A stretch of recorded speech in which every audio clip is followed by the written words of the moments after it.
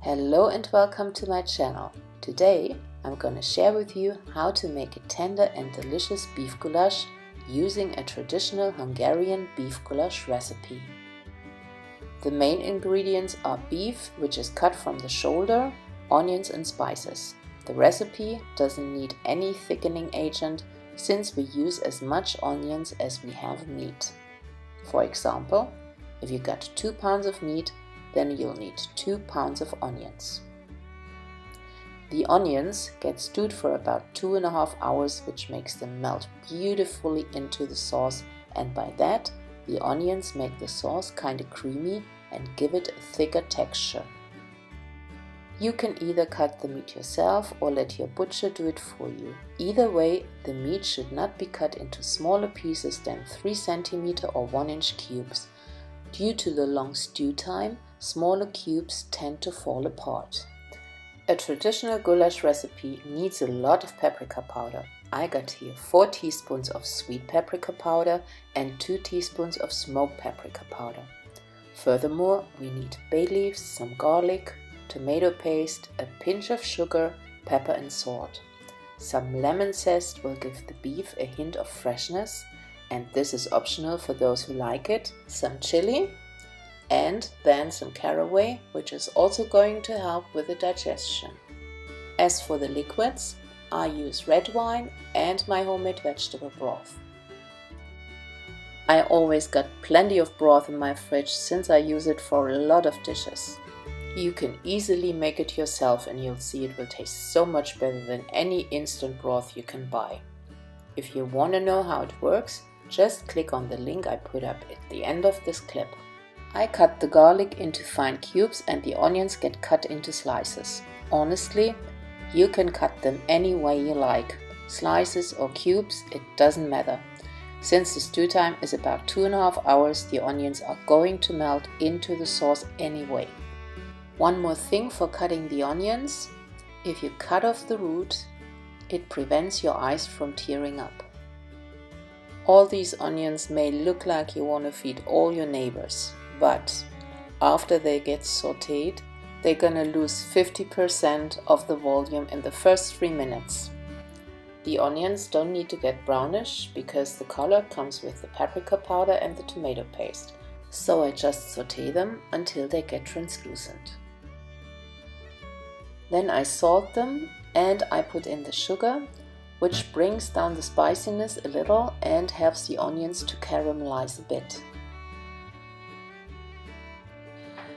Now I add the paprika powder and the caraway, which I had forgotten here, so I had to put that in a little later, and I give everything a good stir.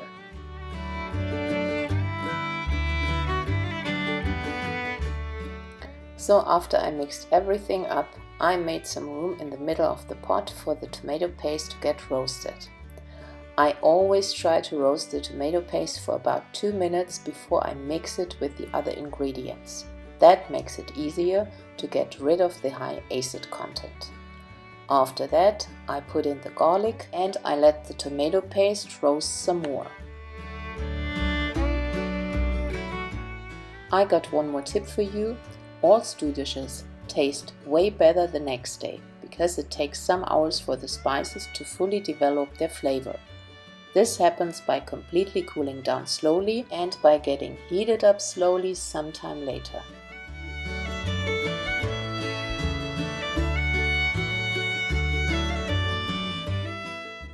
So I let it roast for 1 more minute and then I deglaze with the red wine and the vegetable broth.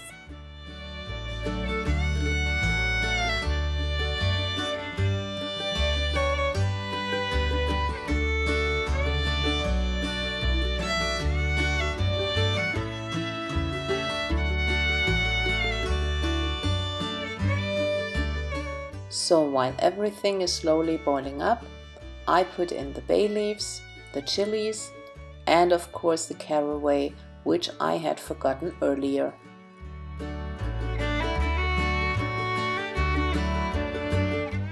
So last comes in the meat, and before you ask, no, I did not fry it first. In the original recipe, which originated in Hungary, they don't do that either. Actually, the explanation why the beef cubes get so much more tender when you don't fry them first is quite simple. The fibers immediately start to pull tight when the meat hits the pan, and that causes the meat to shrink and to lose all the moisture in a couple of seconds. And you know what? That doesn't happen when you heat the meat up slowly with the other ingredients. So now I let it boil up ever so slightly, and that is the part which is different for every one of you. The goal is to stew the beef goulash for at least 2 hours on low heat. After that time, the beef cubes should still be intact without having been fall apart. But at the same time, the meat should be so tender that you could cut a cube by just piercing it with a fork. In order to get there, you need to find a level on your stove to just boil the meat ever so slightly, and when you put the lid on, it just boils a tiny bit more.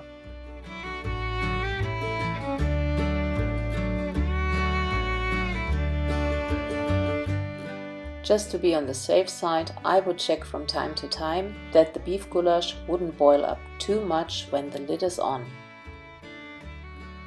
So after 2 hours you can check how tender the beef goulash had gotten by making the test with a fork.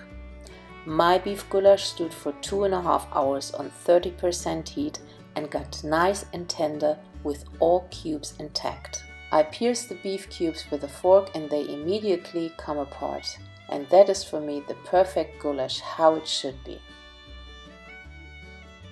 The onions have done their job as well and melted for the most part, so that I don't need any thickening agent. So my beef goulash gets the final touch with some lemon zest, which gives it a really nice hint of freshness. As a side dish, you can serve mashed potatoes, dumplings of any kind, spätzle, pasta, gnocchi, whatever is your favorite, it's up to you, it's your choice.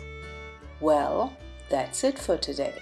If you liked this video, please give it a thumbs up and leave a comment and let me know what you think about this recipe.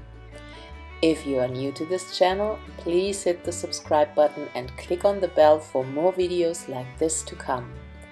Thank you for watching and I'll see you next time. Bye bye!